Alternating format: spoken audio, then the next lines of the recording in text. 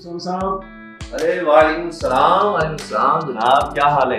جی میں ٹھیک ہوں، آپ کیسے؟ خیریت سے؟ الحمدللہ یار، آپ نے تو چھاپا ہی مارا ہے۔ بس سر ہم آپ کے پرانے آفس چلے گئے تھے، پتہ چلا کہ آپ کا آفس چینج ہو گیا۔ اچھا بس یار یہ تبدیلی آ چکی ہے، آپ کو پتا ہے، تو پھر تبدیلیاں آ رہی ہیں، ابھی تک چل رہی ہیں۔ آپ تو کافی کلرفل آپ کا لاسٹ والا روم تھا، یہ بھی خالی خالی ہے، لگتا ہے ابھی آپ نے سیٹنگ نہیں کی اس کی۔ ہاں بس ابھی چونکہ شفٹنگ کے مراحل نہیں ہے، تو ابھی آپ دیکھ رہے ہیں کوئی کمپیوٹر سسٹم بھی یہاں پر ابھی نہیں ہے، تو انسٹالیشن میں تھوڑا ٹائم تو لگتا ہے۔ آج ناشتے میں کیا کھایا آپ نے؟ ناشتے میں آج میں نے پھلکا کھایا ہے، قیمہ مٹر تھے اور دہی۔ صبح کتنے بجے اٹھتے ہیں؟ میں تقریباً 8 بجے، بچوں کو اسکول چھوڑنے جانا ہوتا ہے تو 7:30 بجے اٹھ کے ان کو اسکول چھوڑنے جاتے ہیں، اور بس اس کے بعد دن شروع ہو جاتا ہے۔ اتنی جلدی اٹھنے کی عادت کہیں نذیر غازی صاحب سے تو نہیں آپ نے ڈاکٹر؟ نہیں، وہ تو اللہ اکبر، وہ تو 3 بجے تو اٹھ جاتے ہیں، جب ہم سونے کا سوچ رہے ہوتے ہیں یا سو رہے ہوتے ہیں، اس سے پہلے کوشش ہوتی ہے سو جائیں۔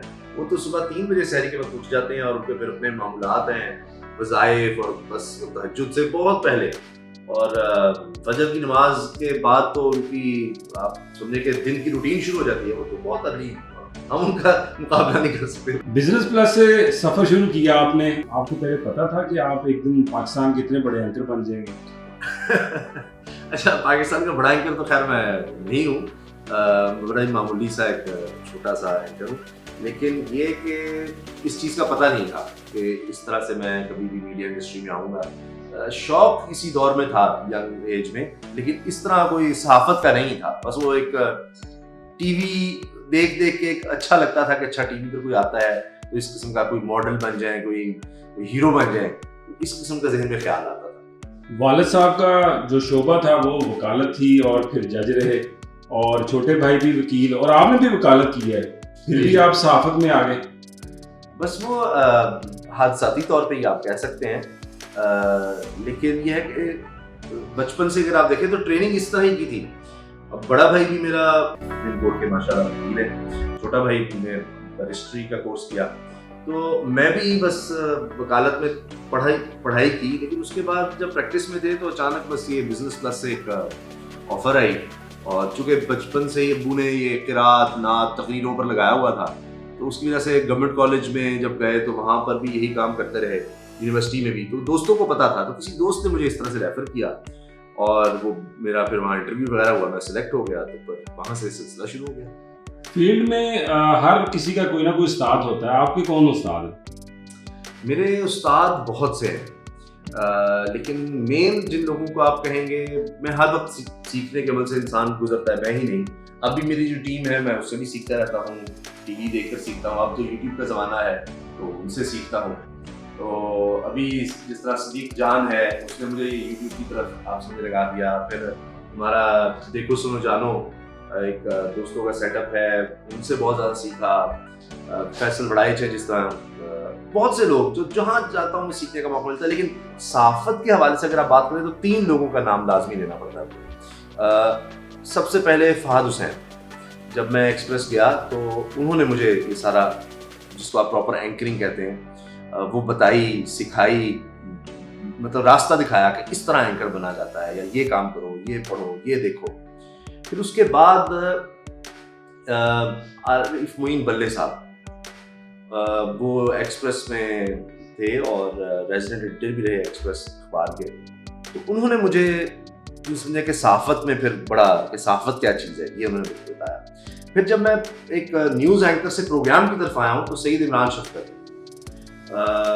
جو میرے ایگزیکٹو پروڈیوسر تھے اور سارا پروگرام دیکھتے تھے جب میں دنیا ٹی وی میں گیا ہوں، تو مجھے ایک نیوز اینکر سے جو پروگرام اینکر آپ جس کو کہیں گے وہ بنایا ہے سید عمران شفقت نے۔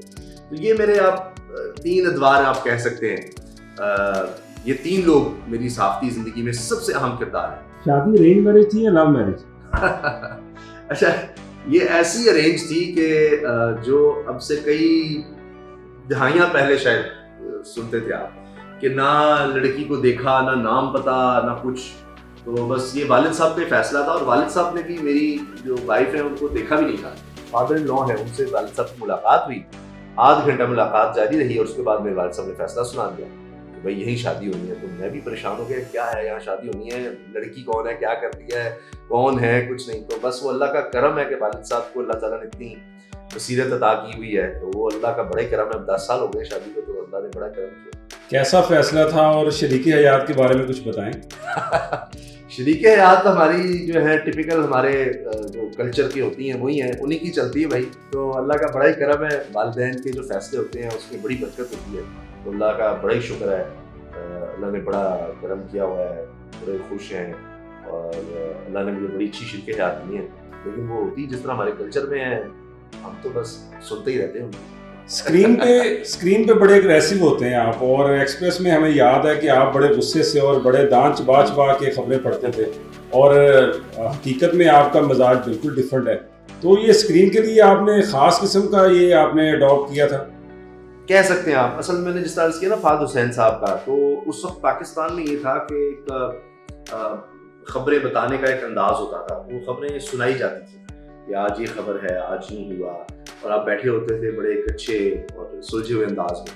لیکن پھر فہد حسین صاحب نے مجھے جو لوگ دکھائے کہ انٹرنیشنل میڈیا دکھایا کہ دیکھو یہ اینکر کس طرح بول رہے ہیں, تو وہ لوگ خبر کو اون کرتے تھے. جیسے وہ رپورٹنگ سے آتے تھے اور وہ پورا جیسے جو خبر وہ بتا رہے ہیں اس کو محسوس کر کے بتاتے تھے, یا ایسے کہ یہ جو میں آپ کو چیز بتا رہا ہوں یہ میں نے خود دیکھی ہوئی ہے, یہ صرف یہ نہیں کہ میرے سامنے آ گئی اور میں نے پڑھ کر آپ کو بتا دیا. تو ایسے جیسے وہ رپورٹنگ کر رہے ہوں, بتا رہے ہوں خبر. جب وہ انداز ہوا تو اس میں ایک ایگریشن کی کئی وجوہات تھیں.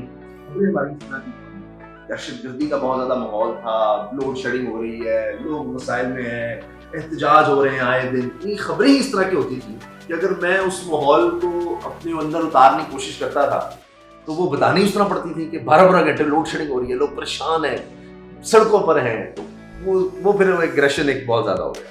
ریٹنگ بھی شوز کیے آپ نے. آج کل تو بہت اس کا کم ہوتا ہے in the back of my mind, لیکن ایک دور یہ رہا ہے کہ صرف اور صرف ریٹنگ کے لیے شو. پسندیدہ شہر کون سا ہے آپ کا؟ لاہور. پسندیدہ کھانا؟ اچھا یہ بڑا مشکل سوال ہے کیونکہ مجھے سب کھانے بہت زیادہ پسند ہے. دیسی کھانے ہوں, جس طرح نہاری ہو جائے, مٹن, مچھلی اگر یہ باربیکیو ہو, یا تلی ہوئی مچھلی, پراٹھا, کھجور, دودھ, دہی, یہ سب کچھ اس طرح جو بھی آپ نام لیتے جائیں گے میں کہوں گا. پلاؤ, بریانی, یا گوشت اور دالیں, سبھی کچھ مجھے بہت زیادہ پسند ہے. پسندیدہ کتاب؟ میرے جو پیر صاحب ہیں ان کی کتاب ہے اوشنز, اور تو وہ کتاب جو ان کی اصل میں ان کے جو لیکچرز ہیں ان پر مرتب کی ہوئی ہیں. ان کے لیکچرز کو نا کتابی شکل دی ہوئی ہے, تو ان کی جو کتابیں وہ میری بڑی فیوریٹ ہیں.